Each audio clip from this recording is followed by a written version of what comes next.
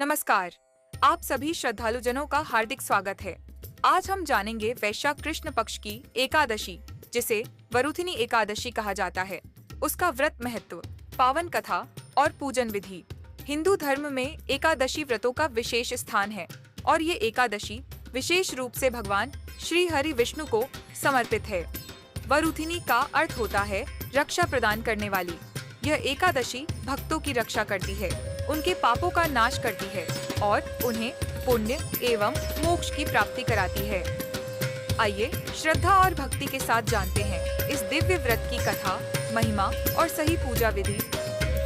वरुथिनी का अर्थ होता है रक्षा करने वाली। यह एकादशी व्यक्ति को पापों से बचाती है और उसे दिव्य फल प्रदान करती है। इस व्रत को करने से राजा मांधाता, भीष्म पितामह और धर्मराज युधिष्ठिर जैसे पुण्य प्राप्त हुए थे। यह व्रत विशेष रूप से भाग्य सुधारने, पिछले पापों से मुक्ति और मोक्ष प्राप्ति के लिए किया जाता है। वरुथिनी एकादशी हिंदू धर्म में अत्यंत पुण्यदायिनी और फलदायक एकादशी मानी जाती है। यह वैशाख मास के कृष्ण पक्ष की एकादशी को आती है। इस दिन भगवान विष्णु की पूजा की जाती है और व्रत किया जाता है। आइए जानते हैं इसकी व्रत कथा, महत्व और पूजन विधि हिंदी में। वरुथिनी एकादशी का महत्व। वरुथिनी का अर्थ होता है रक्षा करने वाली। यह एकादशी व्यक्ति को पापों से बचाती है और उसे दिव्य फल प्रदान करती है। इस व्रत को करने से राजा मांधाता, भीष्म पितामह और धर्मराज युधिष्ठिर जैसे पुण्य प्राप्त हुए थे। यह व्रत विशेष रूप से भाग्य सुधारने, पिछले पापों से मुक्ति और मोक्ष प्राप्ति के लिए किया जाता है।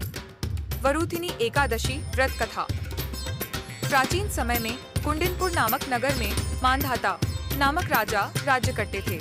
वे अत्यंत धर्मात्मा और परोपकारी राजा थे। एक बार वह भगवान की तपस्या के लिए जंगल में चले गए। वहां एक दिन वह ध्यान में लीन थे कि अचानक एक जंगली भालू आ गया और राजा का पैर चबाने लगा।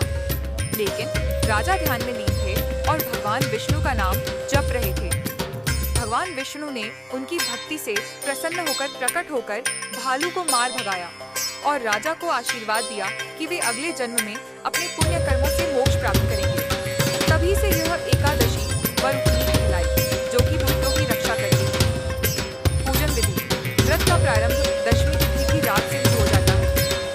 दशमी की रात सात्विक भोजन करें और एक समय भोजन करें। एकादशी के दिन प्रातः ब्रह्म मुहूर्त में उठकर स्नान करें। घर में साफ सफाई करके पूजा स्थल को सजाएं।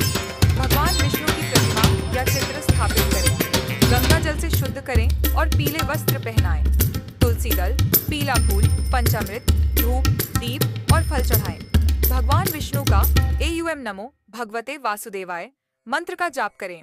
व्रत कथा का श्रवण पाठ करें। दिन भर निर्जला व्रत रखें या फलाहार करें। रात को जागरण करें और भजन कीर्तन करें।